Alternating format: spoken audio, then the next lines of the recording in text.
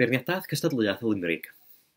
Bu 15 o Limericwyr yn cystadlu ar y llinell wrth fyned am dro lawr i'r afon, gyda rhai cystadleuwyr yn danfon mwy nag un ymgais.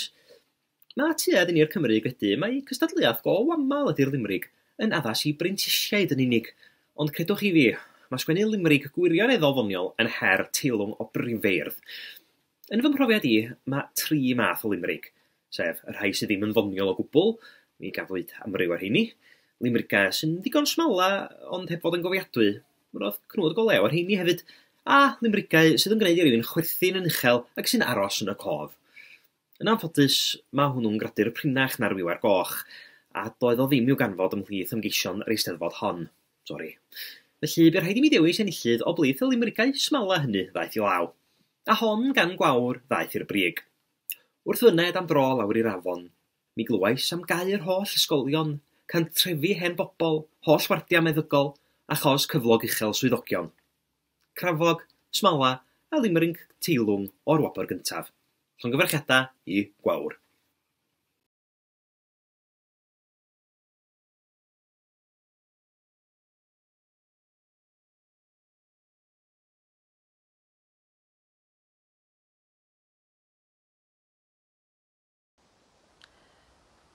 Wrth fyned am dro lawr i'r afon, mi glywais am gau holl ysgolion.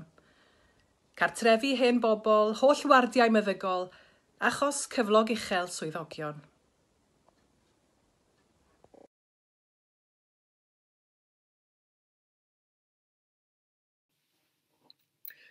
Beirniadaeth cystadleuaeth yr Englyn. Daeth 19 englyn i law ar y testun mynydd. Roeddwn ni'n bles iawn gyda'r safon drwyddi draw, ac erbyn cyrraedd brig y gystadleuaeth, teimlais yn bod yn cyrraedd tir uchel iawn. Y 3 rwy'n gosod yn y dosbarth cyntaf ydy Animist o Fethodist, Twm a Rhyth Hafod Tanglwys. Englyn telenigol sy'n dwyn y teitl o ben tir cwmwd gawsom gan Animist o Fethodist. Liw nos, goruwch hen osgor o foelydd o fala bod llifddor rhwng y nen ac a men môr, berffaith am linell borffor. Mae'n englyn hyfryd, gyda llinell glo gofiadwy. Treni nad ydy'r palader yn llifo cweit cystal ar esgyll, ond mi gododd yr englyn yma hiraeth garw yn y bardd yma o lun am fynydd tir cwmwd. Rydan ni'n aros yng Ngwlad Llŷn efo englyn Twm i Dre'r Ceiri. Hil y graig a hoel ei graen y mynwent y meini yw'n sylfaen, ni yw'r gwlith fydd ar ithfaen, y mer yn esgyrn y maen. Dwi wrth fy modd efo'r dweud yn y llinell gyntaf, a'r modd mae'n cynnal y ddelwedd o'r graig drwy'r englyn. Mae Rhyth Hafod Tanglwys yn dod â ni yn nes at adra yn ddaearyddol ac at drychineb Aberfan. Mynydd Merthyr, y graith ddofn yn dy groth ddu, ac olion y galar sy'n clymu Aberfan a'r bore fu o gloddio cyn ailgladdu. Mae'n cymryd bardd dewr i geisio llunio englyn ar y testun dirdynol hwn, ystwydodd Idris Reynolds dro yn ôl wrth gannu'r digwyddiad erchyll hwn, weithiau mae iaith yn methu. Fodd bynnag, mae Rhyth Hafod Tanglwys wedi llwyddo i ddweud ei ddweud yn gynnil ac yn deimladwy. Mae'r llinell olaf o gloddio cyn ailgladdu yn gwbl ysgytwol.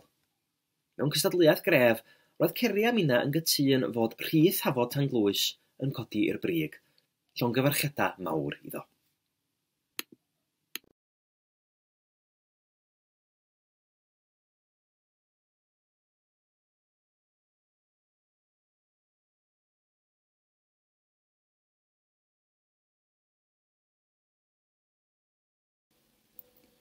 Mynydd Merthyr.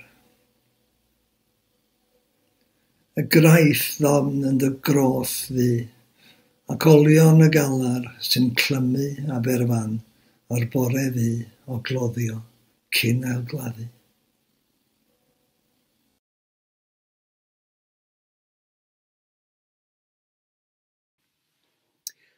Beirniadaeth y Dylyneg. Daeth 11 o gerddi law ar y testun Bwriad. Yn dod i'r brig mae Elsie, Johnem ac Arifa. Cerdd mudur ag odl syml ond hynod annwyl gawsom gan Elsie am y bardd yn cael ei wahodd i ymweld â hen ffrind, ond rhyw esgusodion beunydd ddoi i'm cadw rhag fy mwriad, a holl ofalon bywyd oedd yn oedi dydd ymweliad, nes clywed a gwyddwn mwy na fyddai'r cyfarfyddiad. Aeth y gerdd hon yn syth at fy nghalon ma'n rhaid cyfadda.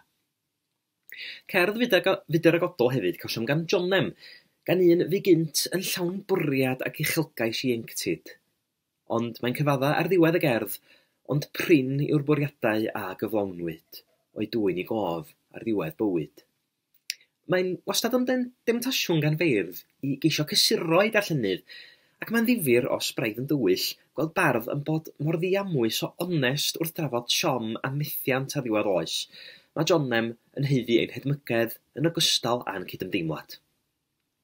Ond i'r brig, daeth Arrifa am ei cherdd Gwers Rydd, sydd fel Elsi yn darlunio bwriad nas gyflawnwyd.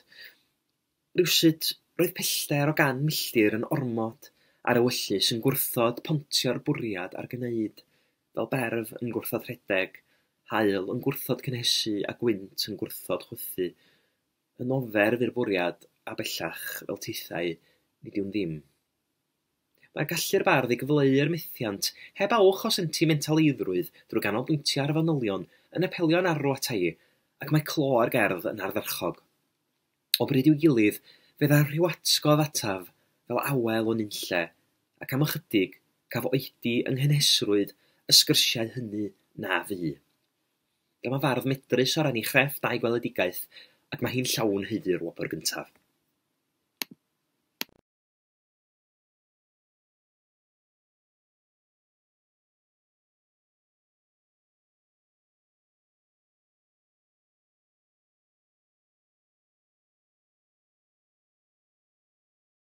Bwriad.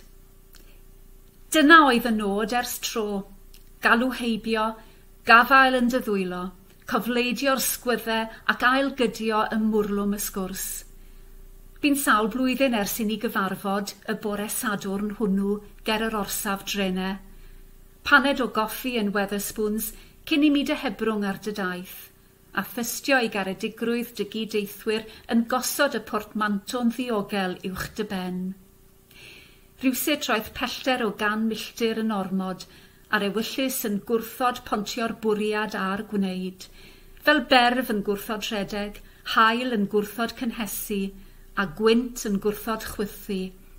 Yn ofer bu'r bwriad, a bellach fel tithau, nid yw'n ddim. O bryd i'w gilydd, fe ddaw rhyw atgof ataf, fel awel o nunlle, ac am ychydig, caf oedi yng nghenhesrwydd y sgyrsiau hynny na fi.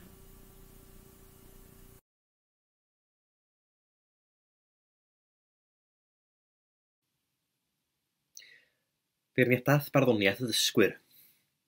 Dim ond 2 fardd fentrodd i'r ras i sgwennu cerdd ar y testun Nos, sef Rhosyn Gwyllt ac M.J. Arthur, ond mi roedd hi'n bleser cael cwmni'r 2. Llwyddodd Rhosyn Gwyllt i gyfansoddi cerdd fyw iawn sy'n disgrifio holl rialtwch anifeiliaid gwyllt ar noson ola Leuad. Cnewan y llwynoges sy'n ffurfio cadfais yn y rhedyn, dan neidio a chwympo a chwarae chwiw efo'i gilydd. Mae dawnsio mochyn daear ar dwmpath morgrig yn ei agor i lyncu gwledd o lindys o'i graidd, dan olu einir lleiad fedi fawr eiraid a llawn. Mae cerdd M.J. Arthur hefyd yn creu darlun trawiadol o'r nos yn ei holl brydferthwch.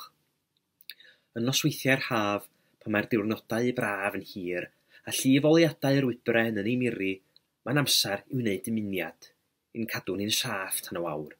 Mae'n amser yn yr oriau man i ddechrau eto i grwydro o gwmpas eto gyda chydymdeimlad sgliniog. Rydw i'n hoff iawn o'r cysyniad anarferol ond effeithiol yna ar y diwedd o gydymdeimlad sgliniog. Mae'r 2 fardd yma yn ddigon sicr o'i pethau ac yn fwy na pharod i ddechrau cystadlu yn erbyn beirdd rhugl Pedaminant. Trwch adain gwybedyn sydd yn gwahanu'r 2, ond o bosib fod Cymraeg M.J. Arthur fymryn yn gywirach a'i ddelweddau yn fwy anisgwyl a thrawiadol. Llongyfarchiadau mawr felly i M.J. Arthur.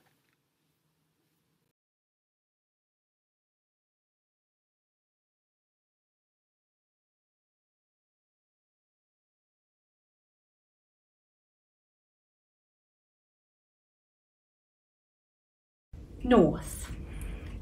Mae dydd yn dod yn araf I gau yn y pentref a dyffryn, ac mae'n ailwyn yn colli ei lliw, mae'n bwrwyn rhag I daffryn. Dyn ni flaenau ein traed I llwydnos, I wylod idol a di dew, am tipyn mae'n nos. Yng ngolau lleiad, mae'n syniau gadael yn diogelwch y ffodd. Mae rai creaduriad am y nos yn cynnall ac ymdangos, ac mae rai dansio ifanc trwy gyda nos fel arfer, yn teithio gyda se yn ei cam.